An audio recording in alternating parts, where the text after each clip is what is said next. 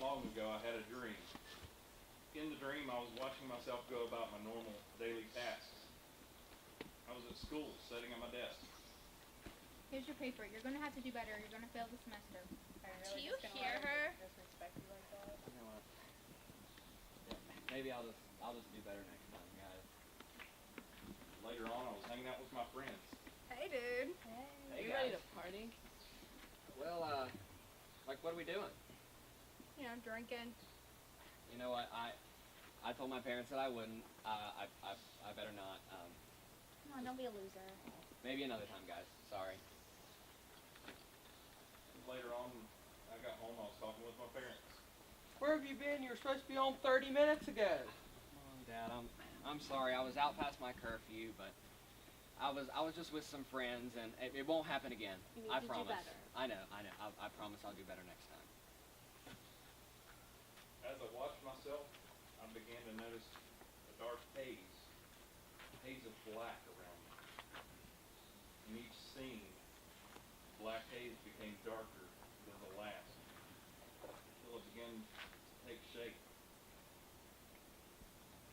Suddenly, like scales fell from my eyes, I realized the dark mass had become a heavy cloak, and it covered me from head to toe.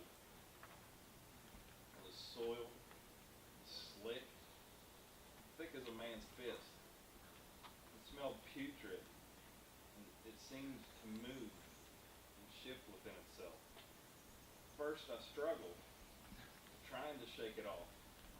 I pushed, I pulled, till I was out of breath and sweating under the dark heat. Slowly, I gave in. I relaxed, and I let the cloak settle across my shoulders, down my back, and over my head. Found myself all alone, yet somehow the cloak offered comfort. I pulled the foul-smelling material closer to me, inhaling its strangely comforting scent. As time passed, I once again found myself going about my everyday life. Back at school, Here's your paper. After you failed last semester, you need to start doing better. Who are you to tell me what to do? Tell her, David. I mean, this is just ridiculous. Just, Don't I'm let her done. talk to you I'm that done way. with this. hanging out with my friends later on, Hey. Hey guys, You ready to party? I'm ready to party. Let me have some of this. Woo! Oh yeah. Oh, yeah. We're gonna have a good time tonight, guys. Oh, yeah.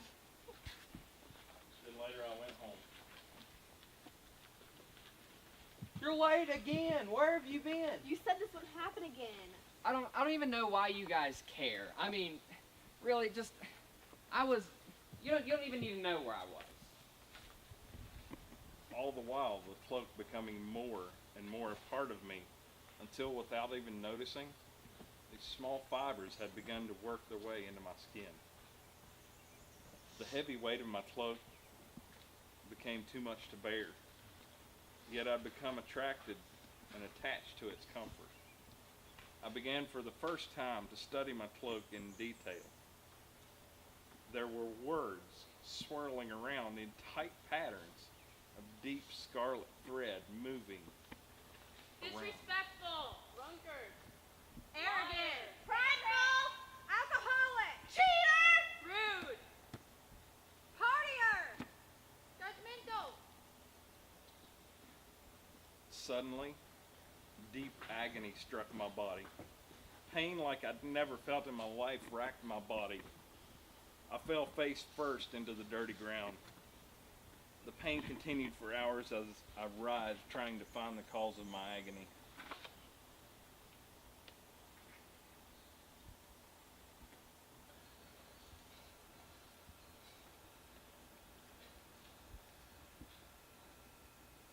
And then, just as suddenly as it had began, the pain stopped.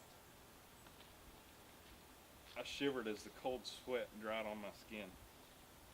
As I tried to move, I reached for my cloak to pull it closer for warmth, but it was gone. I sat straight up and began to search for it. I rubbed the dust and sand from my eyes and ran my hands all around, trying to find it. As I became aware of my surroundings, I focused in on a large crowd moving in from the distance, shouting at a hunched figure carrying something very large. I began to walk toward the crowd, feeling exposed, naked, without my cloak, despite the warm sun. When the crowd came into view, I stood on my toes to see above them, to see beyond them, to the rise of the hill. When my eyes focused through the bright sun to the figure on the hill, I saw to my great relief the hunched man was wearing my cloak.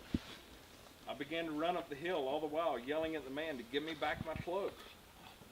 It seemed like hours till I reached the top of the hill, and the sky suddenly turned dark. The man was once again in my full view.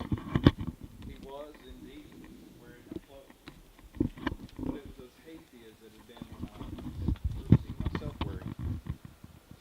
I rubbed my dry eyes and tried to process what was going on, the scene before me. The man with my cloak was nailed to two large wooden beams. He was writhing, struggling, and gasping for breath. The people in the crowd spat on him and screamed the foul things that they'd been screaming at me.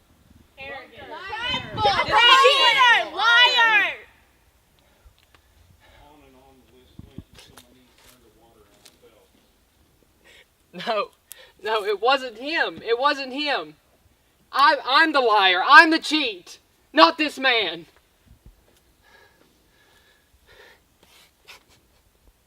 When the man was dead, they took him down and buried him.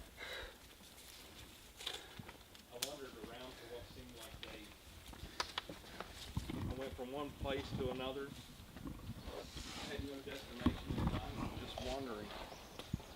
The comfort of my cloak was gone, leaving me with cold, raw, exposed skin that was sensitive to the touch. I searched for home but couldn't find it. Nothing was familiar to me. But suddenly, the man was before me. I'm not sure how I knew it was him. He wasn't wearing my cloak anymore. Instead, he was wearing a soft white garment that laid gently across his shoulders. I'm sorry. It was me. I'm sorry. I wept until I was empty and dry. The man gently lifted me to my feet, wrapped me in a hug, and wiped my tears with the soft cloth from across his shoulders. When he finished, he gently removed the cloth from his shoulders and placed it on mine.